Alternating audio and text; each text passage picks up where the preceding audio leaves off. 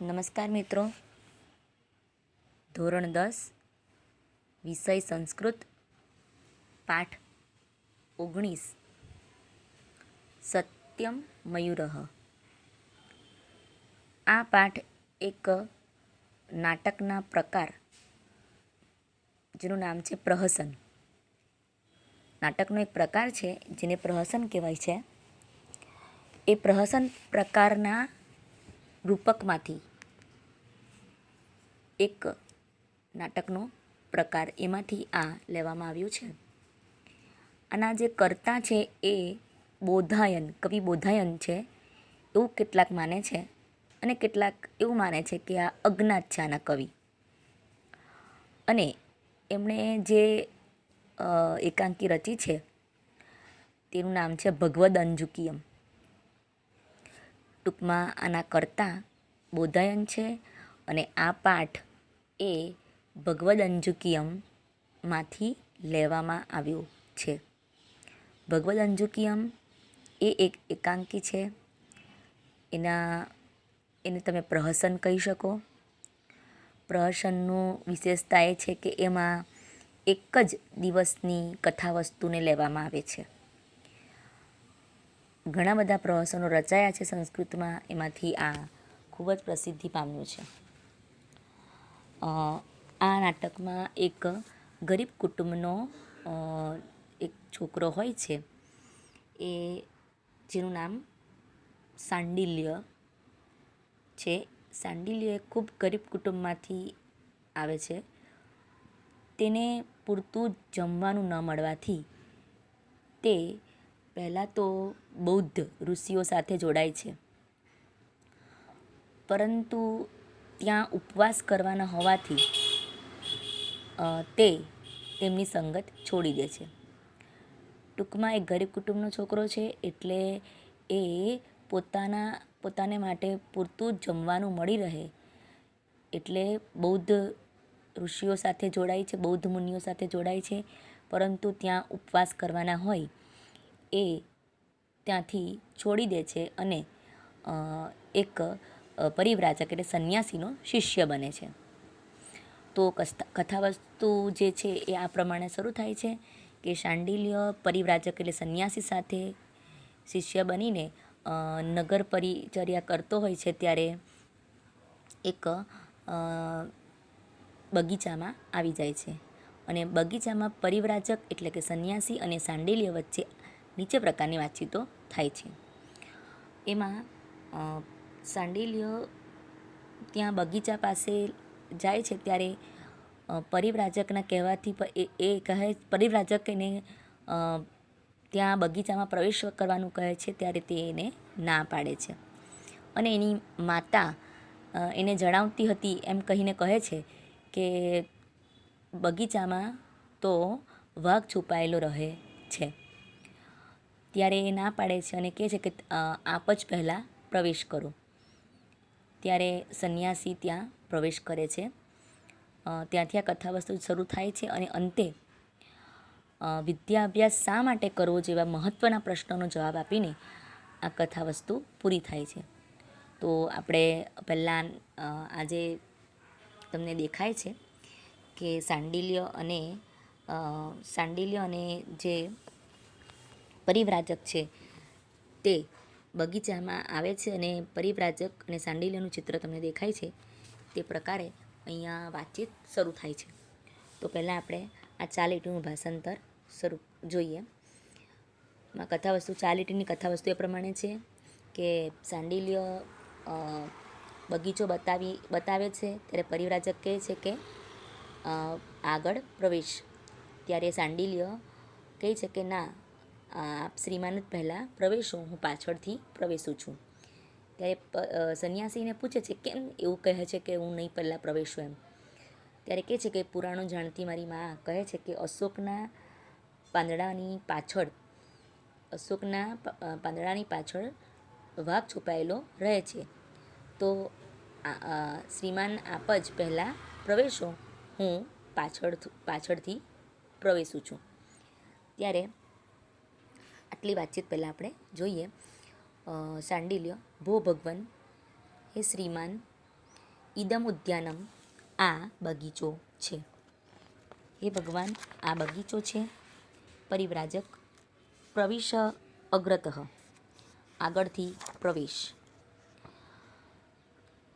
સાંડિલ્ય, ભગવાન એવ પુરતઃ પ્રવિશતુ, ભગવાન એવ આપ જ અથવા શ્રીમાન, આપશ્રી પહેલાં પ્રવેશો. અહમ પૃષ્ઠતઃ પ્રવિશામી, હું પાછળથી પ્રવેશું છું. આપશ્રી જ પહેલાં પ્રવેશો, હું પાછળથી પ્રવેશું છું. પરિવ્રાજક, કિમર્થમ, શા માટે? ત્યારે સાંડિલ્ય ના પાડતા કહે છે કે પૌરાણિક્યા મમ માતુઃ, પૌરાણિક્યા એટલે પુરાણો જાણતી, મમ માતુઃ, મારી માતા, પુરાણો જાણતી મારી માતા પાસેથી મેં શ્રુતમ સાંભળ્યું છે કે, પુરાણો જાણનારી મારી માતા પાસેથી મેં સાંભળ્યું છે કે અશોક પલ્લવ અંતર, અશોક એટલે અશોક નામનું વૃક્ષ, એના પલ્લવ એટલે પાંદડાઓની, અનંતરમ એટલે પાછળ, નિરુદ્ધ એટલે છુપાયેલો, અશોકના પાંદડાની પાછળ છુપાયેલો, વ્યાઘ એટલે વાઘ, પ્રતિવસતી એટલે રહે છે. પુરાણો જાણતી મારી માતા પાસેથી મેં સાંભળ્યું છે કે અશોકના પાંદડાની પાછળ છુપાયેલો વાઘ રહે છે. તત, તો ભગવાન એવ પુરતઃ, તો આપ જ પુરતઃ પહેલાં, પ્રવિશતુ પ્રવેશો, અહમ પૃષ્ઠતઃ પ્રવિશામી, હું પાછળથી પ્રવેશ કરું છું. બરાબર છે. હવે આવી વાતચીત થઈ ગઈ છે. હવે શાંડિલ્યના કહેવા પ્રમાણે પરિવ્રાજક પહેલાં પ્રવેશે છે. પરિવ્રાજક ભલે, બાઢમ એટલે ભલે, પ્રવિશતિ પ્રવેશે છે. તતઃ પ્રવિશતિ સાંડિલ્ય, પછી સાંડિલ્ય પ્રવેશે છે. તતઃ એટલે પછી, શાંડિલ્ય એટલે સાંડિલ્ય, પ્રવિશતિ એટલે પ્રવેશે છે. જરા એકવાર ફરી આપણે આટલું ભાષાંતર જોઈ લઈએ.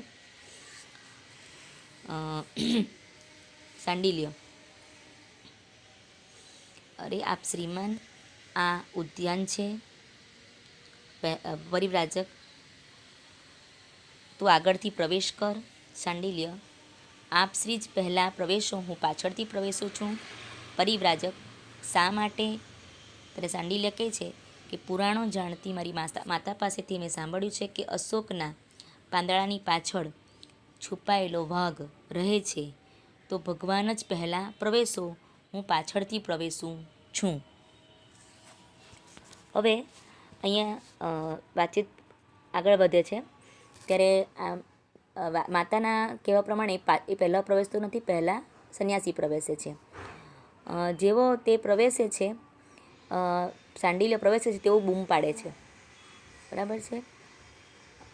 અને બૂમ પાડીને કહે છે કે અરે મને વાઘે પકડ્યો, મને વાઘ અનાજની માફક ખાઈ રહ્યો છે, મને વાઘના મુખમાંથી છોડાવો, આ મારા ગળામાંથી લોહી વહી રહ્યું છે. આવું પ્રવેશતાની સાથે આવું તરત નાટક કરે છે. ત્યારે પરિવ્રાજક એને કહે છે કે સાંડિલ્ય, તું ડરીશ નહીં, આ તો મોર છે. ત્યારે સાંડિલ્ય કહે છે કે સાચે મોર છે? ત્યારે પરિવ્રાજક કહે છે હા, સાચે મોર છે. ત્યારે સાંડિલ્ય કહે છે જો મોર હોય ને તો હું આંખ ઉઘાડું છું. અને સાંડિલ્ય આંખ ઉઘાડે છે અને તરત જ ઉદ્યાન જોઈને એનું વર્ણન કરે છે. તો મિત્રો, આ ઉદ્યાનનું વર્ણન પરીક્ષામાં પૂછાય કે સાંડિલ્યએ કરેલું ઉદ્યાનનું વર્ણન. તો જે ઉદ્યાનનું વર્ણન છે તે અહીં આપેલું છે કે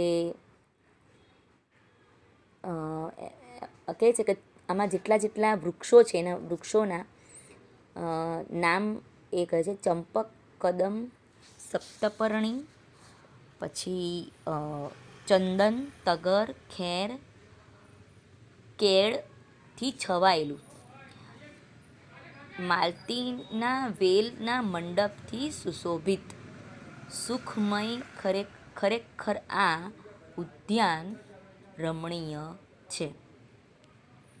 બરાબર. આ ઉદ્યાનનું આવું વર્ણન કરે છે.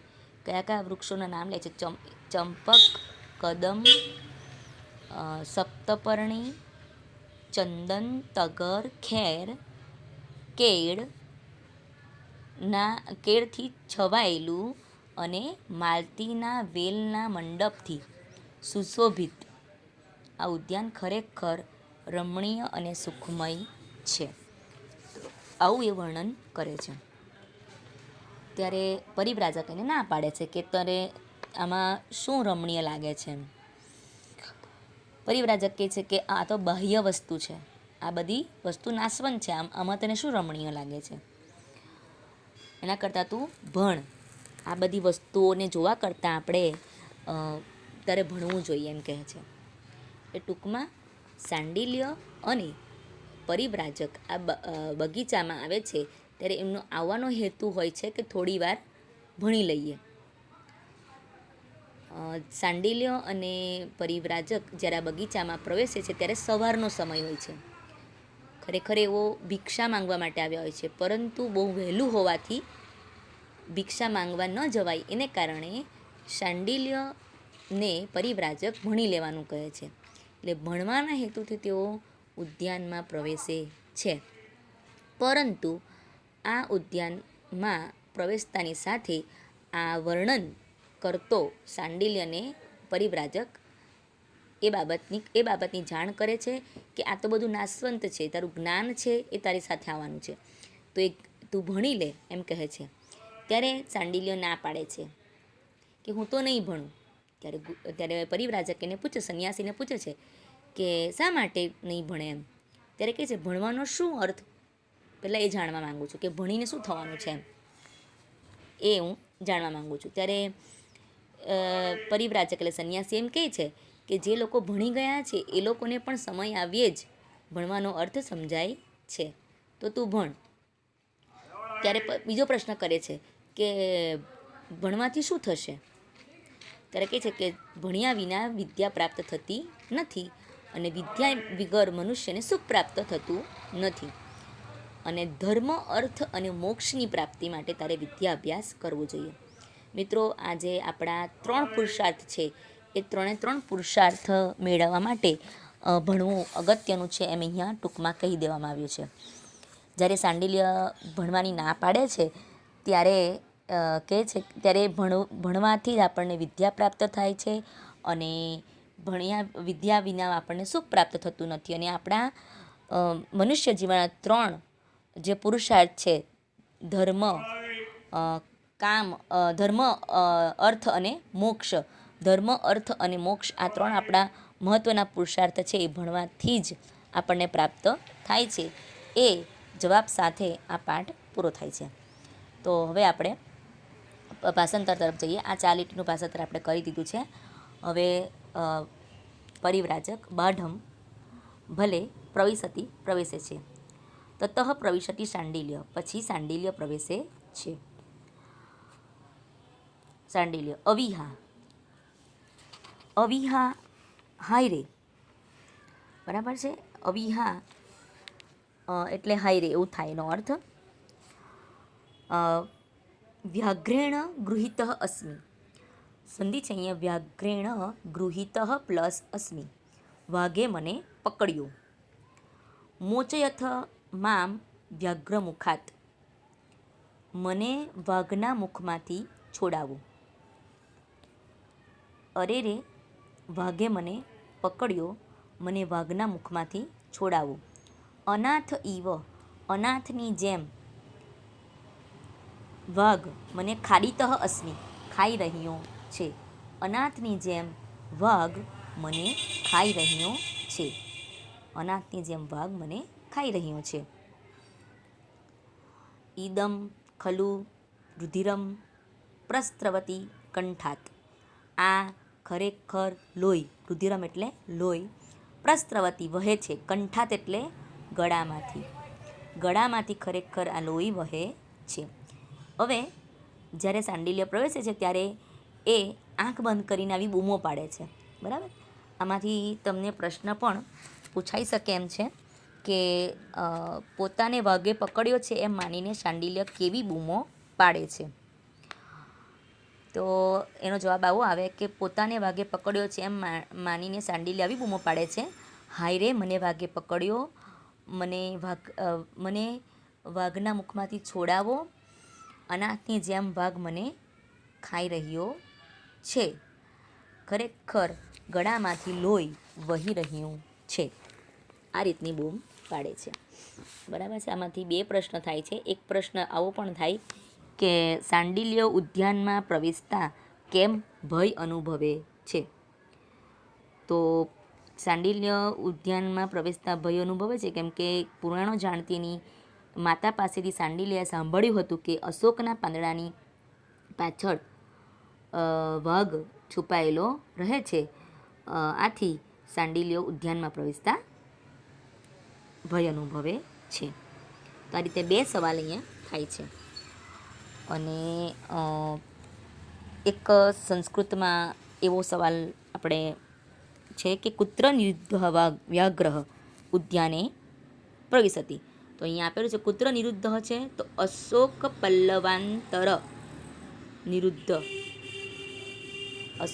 પલ્લવાંતર નિરુદ્ધ વ્યાઘ્ર ઉદ્યાને પ્રતિવસતિ.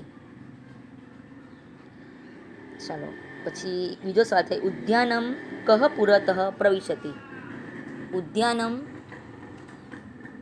પરિવ્રાજક પુરતઃ પ્રવિશતિ. ઉદ્યાનમ પરિવ્રાજક પુરતઃ પ્રવિશતિ. તો આવા 2 સંસ્કૃતમાં અને 2 ગુજરાતીના આપણે સવાલ કર્યા. હવે આટલા જેટલું ચલાવ્યું છે એનું ફરી ભાષાંતર કરી જઈએ. ફરી એકવાર બધું રિપીટ કરી જાઉં.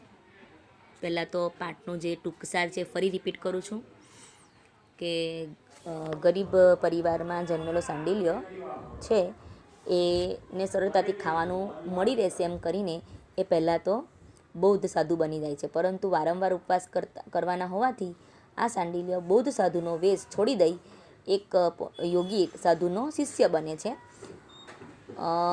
અને પરંતુ આ ગુરુ છે સતત ભણવાની ફરજ પાડતા રહે છે. અને એકવાર તેઓ ભિક્ષા લેવા માટે નગરમાં આવે છે, પરંતુ ભિક્ષા માટે સમય વહેલો હોવાથી તેઓ એક ઉદ્યાનમાં જાય છે. ત્યાં ઉદ્યાનમાં જઈને શાંડિલ્ય બૂમો પાડે છે. ઉદ્યાનમાં જેવો પ્રવેશે તેઓ શાંડિલ્ય બૂમો પાડે છે કે મને વાઘે પકડ્યો છે, મારા ગળામાંથી લોહી વહી રહ્યું છે, મને વાઘના મુખમાંથી બચાવો. અને ત્યારે ગુરુના કહેવાથી આંખ ખોલે છે અને જુએ છે તો મોર હોય છે. ત્યારે પોતાની વાત બદલી નાખે છે અને કહે છે કે અરે આ વાઘ તો મારા ભયને લીધે મોરનું રૂપ ધારણ કરી નાસી જાય છે. તો આટલી વાત આપણે આજે કરી છે. તો પહેલાં ફરી એકવાર ભાષાંતર કરી દઈએ. શાંડિલ્ય